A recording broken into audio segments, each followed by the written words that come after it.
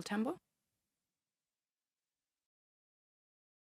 Thank you very much, Chairperson, and to the Minister and to the Department for the presentation and for the spirited contributions from Honorable Subrati and other members of the committee. My concern is that it seems like the Minister is trying to amend legislation using a ministerial policy directive. And I'll tell you why. Because you use the word alignment, and I think you do it deliberately instead of amendment. So I think you're trying to effect amendments using a ministerial policy directive to the Electronic Communications Act as well as to the ICT Sector Code, which is a product of the BBBEE Act. Because in your policy directive communication, you say that you seek to align the two. I'm interested as to what would the consequence of that alignment look like? How do you achieve alignment outside of changing legislation? Because the ICT Sector Code, as much as it might be a regulatory instrument under the Department of Communications, it's a product of the BBBEE Act. And to give a ministerial directive on the ICT Sector Code, which belongs to that specific act, which is regulated by the Department of Trade and Industry, confuses me. On the Electronic Communications Act, which speaks to the 30% ownership as well, I would imagine that an amendment of that or an alignment of that with the ICT Sector Code would require some level of amendment to either both pieces of legislation or one. One doesn't belong to the Department of Communications. It's a product of an act of the Department of Trade and Industry. The other is an act of Parliament. When you want to achieve this alignment, how do you seek to achieve it using a ministerial policy directive? And I think that speaks to the overstepping of powers or overstepping of executive powers that has been spoken to in the House. That is my primary legislative concern. But also conversely, I mean, we're talking about Starlink here. I don't think we should tiptoe around it. We're talking about Starlink. There might be many other foreign satellite companies that have interest in operating in South Africa, but there's a specific interest in Starlink, and I think Sipho will speak to the political context about that as well. But I'm interested in, has there any been consideration of the impact the introduction of foreign satellite companies operating in South Africa would have on the local telecommunications industry, specifically as it relates to jobs? Because there's a myth going around here that the introduction of Starlink will achieve two things, that it will achieve rural access to internet connectivity and as well will increase jobs. How will a satellite that will operate and be ran remotely from another country impact on the local telecommunications sector's jobs? And considering especially the high unemployment rate in this country. But secondly, what is the knowledge of the department on the costs related to the introduction of foreign satellite operators? Will it necessarily bring higher connectivity levels to rural communities? Will it be cheaper? Comparative to what? And has there been any consideration of the other spheres within which Starlink operates and the regulatory frameworks in the other countries that they operate, and whether they abided by them as set in stone? Because we are aware that they are operating in India with much stricter ownership, regulatory existence in terms of local ownership there. We know there's been a challenge in Taiwan, in Japan.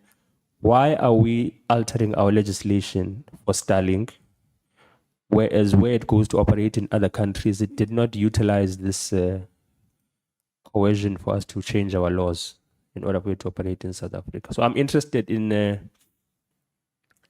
legislative aspect of it, and I think we'll talk further after we get clarity on that. Thank you, Chair.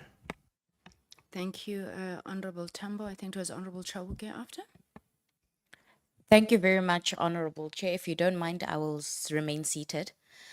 Greetings to honorable members and also to the minister and his delegation. Chairperson, I think I've been greatly covered by my fellow colleagues, but one would also want to find out in terms of the position of the honorable minister in his policy directive or recommendation for gazetting.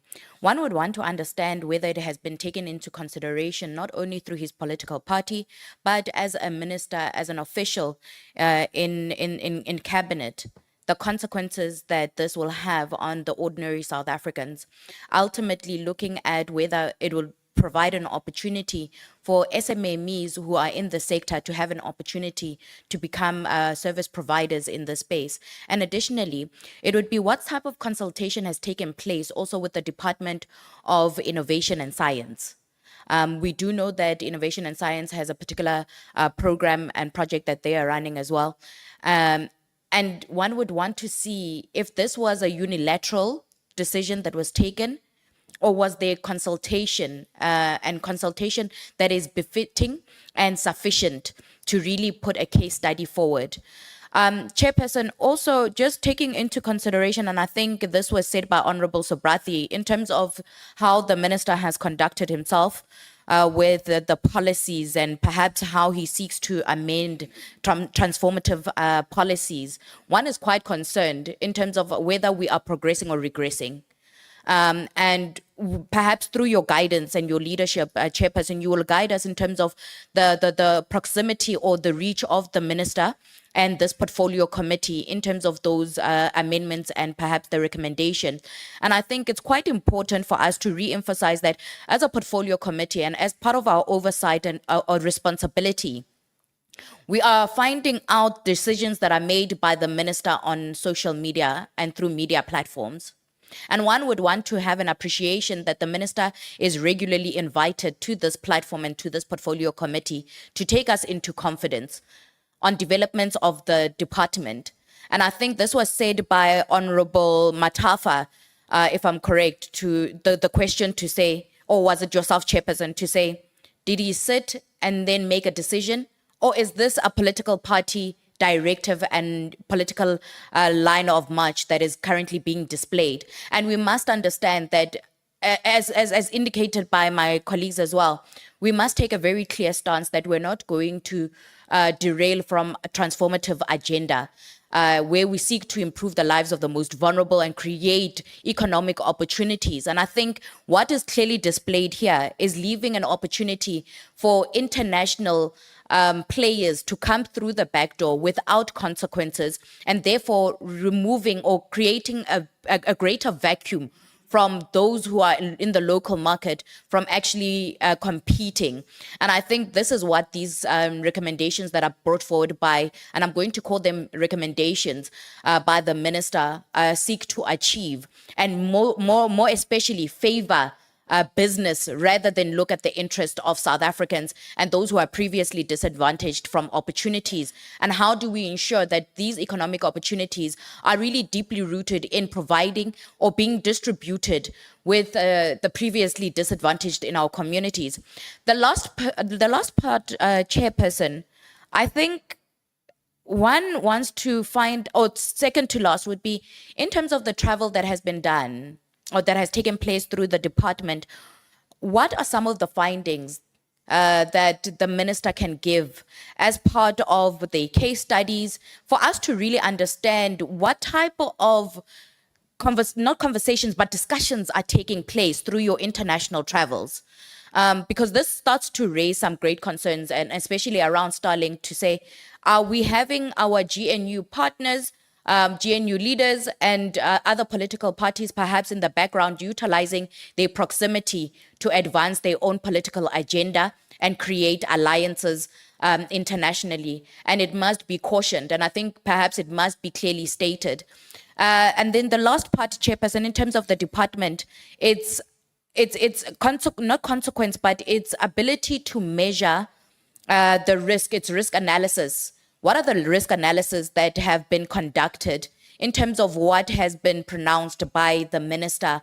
And does the department have the financial capacity to even take this legally? Chairperson, I'm going to leave it there. Thank you for the opportunity. Thank you very much, Honorable Chawuke. I didn't see Honorable Alicia's hand, so I don't want to leave you. Zonke Bong. Yeah. Honorable Alicia? Oh, you're saying no? Okay, okay. Kumda Makileyo that was she me, wants to Angithi. come after Yes. Honorable Makubel. It was Honorable Makubel and Honorable Shong. Yes, thank you you. so much, Chairperson. Appreciate this time. Thank you, Minister, for gracing us, and our greetings to all the officials and interested parties, my colleagues here. Minister, you are at pains to explain the inexplainable in our view. The clandestine unilateral approach that you took in providing this policy directive is for us very bizarre and very abnormal. This is supposed to be a transparent process according to Section 9 of our Constitution. The public should be aware of it, there should be engagement, and the institutions, at least that you preside over, should be aware of this process. Now, Minister, when you do a policy directive, you're supposed to do a detailed consultative stakeholder engagement. We have not seen that. We've mentioned that even in our letter to you. We're supposed to see your regulatory impact assessment that you would have conducted that would lead you to do this policy directive. We have not seen that. Now you are in a hurry to bring these multinational players, such that, Minister, you are even tripping all over yourself with your colleagues there to tell us about 490 license holders. These are historically disadvantaged groups that have ECNS and ECS license. You raise other questions besides those that we came with. Now you talk about competition, you want to create competition. You've got 490 historically disadvantaged license holders that all of them are sitting at home. You have given them licenses without support, without financial backing, without any technical backing. And now you are even saying to multinationals, you don't need to partner with these 490 historically disadvantaged groups. We are going to find a way to avoid you giving them 30% of Triple BEE Act imperatives in terms of equity, ownership, management and control of the ICT sector. You are issuing this policy directive in the guise of creating competition. You are issuing this policy directive in a guise of trying to enable some sort of digital inclusion. You have it sitting right in front of you.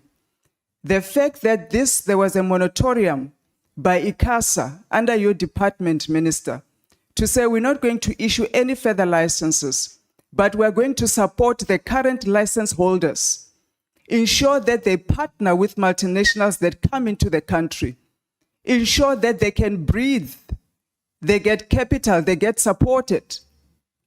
Have you consulted these 490 license holders in this policy directive? Have you heard from them? What are their limitations in terms of providing connectivity as their licenses are demanding them to?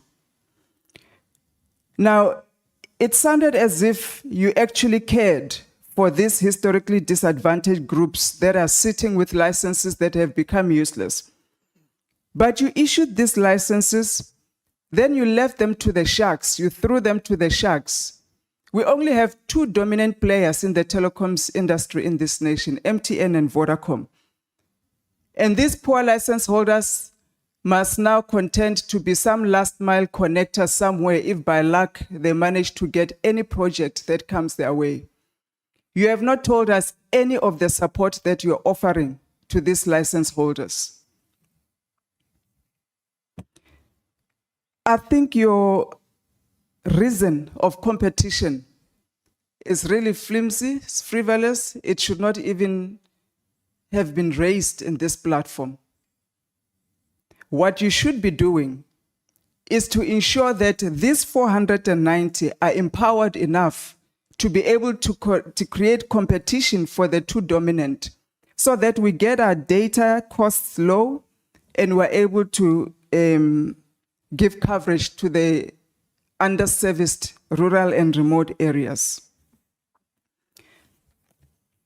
Now, Minister, that was in response to what you spoke about.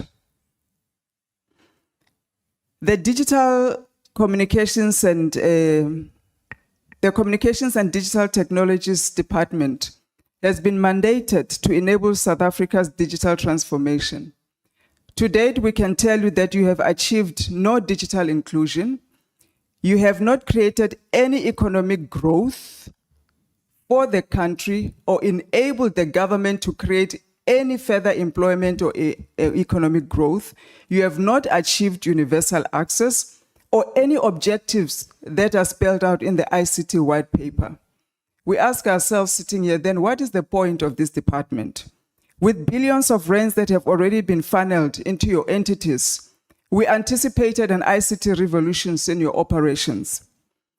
If not for the disastrous Oval meeting in the White House, which descended into a televised spectacle in which South Africa was subjected to a global ridicule as a barbarian, violent nation, pressured into abandoning its sovereign laws to appease the billionaires and multinationals like Starlink, with an investment pitch that turned into a violent crime scene of us slitting each other's throats, raping our women over and over again.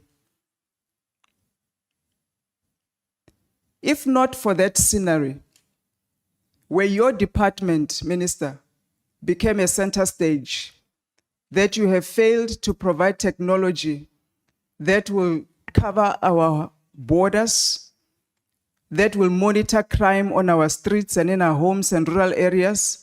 You failed to provide connectivity that will give our children online schooling. You failed to provide connectivity in police stations such that we're able to remotely report cases and the police are able to respond to cases immediately. If not for the failures of the telecommunications department, perhaps that spectacle of the White House would not even have happened. Minister, we had even forgotten about you and your department, if not for that meeting, let alone why we are even doing this digital inclusion and migration in the first place. But let's begin here. Blessed memory, Minister Motsepe Katsiburi was a visionary who announced in 2007 digital migration. And she started all sorts of ICT revolutionary stuff for this nation. White papers that will give us digital inclusion. And the cabinet approved that. And the first digital signal was switched on in November 2007.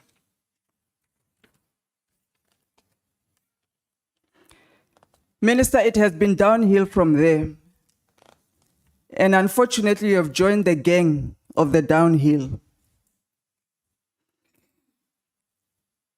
Because of the inability of this government, we have failed to meet every single deadline for digital inclusion, digital migration, to ensure that a rural child in South Africa can connect to the internet, can learn online, and can access research on internet. I can go to town to list all the failed deadlines from 2011, 2013, 2015, going to your research, 2021. The latest deadline that you had set yourself, you were sitting there, was 31 March 2025, which came and went. No digital migration. Let's talk about ASA Connect. Since 2015, you are going to connect 4,000 schools. We're sitting here with less than 599 schools that have been connected. It's a disgrace. Your predecessors that I'm going to name that have all come and gone sitting there.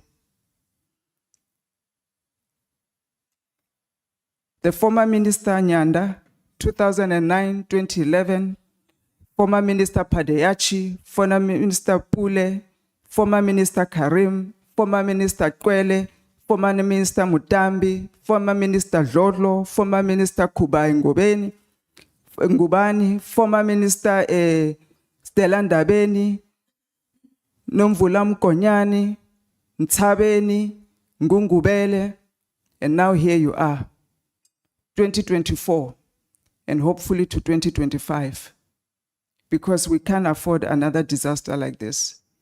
This department has been a disastrous waste of money. We actually get migraines thinking about the billions that have been spent to connect schools, to connect our rural areas over the past 20 years, with all of these ministers that I have counted. Over 10 billion rand spent. USAF has billions of rands to connect rural schools, to connect rural areas, to connect hospitals. Our questions now remain, who is actually benefiting from this disaster? Who is now going to benefit from this current disaster that you have created for us through this illegal and unlawful Regulation 17.8? Let's bring it now to SITA, where there's a new fraternity now with SITA. This is the entity that the White House was talking about. SITA was supposed to have provided ICT technology to the government in its entirety. Since 1999, when it was formed, SITA has managed to achieve nothing. Claims of corruption leveled against it, leadership instability, governance failures, and the list goes on. To an extent where you yourself, Minister, you've called on the Public Service Commission to launch a comprehensive investigation into this agency.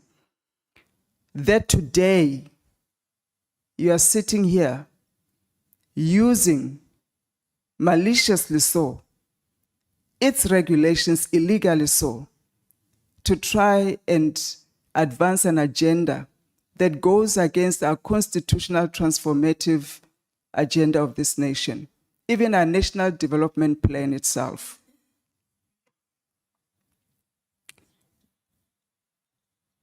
Now, when we watch that ill-prepared conclusion, Honorable Not Makumbele. yet, Minister. We've been waiting. Sorry, Minister, I waiting. We've been waiting for this. I will not be long, but I need an opportunity to express this. It's of national interest. We waited for everybody who was late to arrive here, so may we kindly have this opportunity to express. It's our one opportunity. Our constituencies are listening to what we are saying. Thanks, Honorable Those ill-prepared GNU delegation that was at the White House describing the failures. Minister, they were describing the failures of SITA. They were describing your failures as a Minister of Communications and Digital Technologies. They were describing the failures of Centec, the failures of USASA, the failures of Broadband Infraco, USAF, and all that money that has been spent. Over 6,000 employees under your watch, employed to provide what you want Starlink to come and do for you. Frankly, we think that meeting, that whole fiasco, Minister, was a vote of no confidence on you. Your party leader sitting there, John Steenhuisen, the president, and all the other ministers and their billionaire friends have actually issued a vote of no confidence on you. And hence they are begging Starlink to come and do your job, and the 6,000 people that this government is paying on a monthly basis to do this very work. And what is your response to all of this, Minister? Hardly 48 hours after the fact, you truly are affirming what they were saying, that you are out of your depth, and without due process and lack of judgment call, you went and issued an unlawful, unconstitutional gazette. So here we are today. An SMK party, through this committee, we're here to provide oversight. Over the past 30 years, oversight was just reduced to ineffectiveness, pushing partisan agendas. That time is over. We are not going to sit and overlook illegal acts, incompetence, and corruption. We understand what this means, what triple BEE means, what the Constitution means when they talk about transformation, what the ICASA Act means, what the CETA Section 23 means. We understand all of this. It means a job opportunity for a township and rural child somewhere. Minister, the gravity of that gazette that you so casually signed, it's a denial of a constitutional right of a historically disadvantaged group to own the economy, to participate in the ICT sector, and to own land in this country. Those of us who have single citizenship and single passport, and many others who vote for us, they want an opportunity to play in the ICT sector. They are tired of equity equivalent handouts. They are tired of multinationals that are going to come in here and give them crumbs and train them without meaningful, sustainable ownership, control, and transformation. Our letter as MK Party was very clear. There is no multinational that will evade the Triple B Act of ownership, control, and management, the 30% as provided by the Act.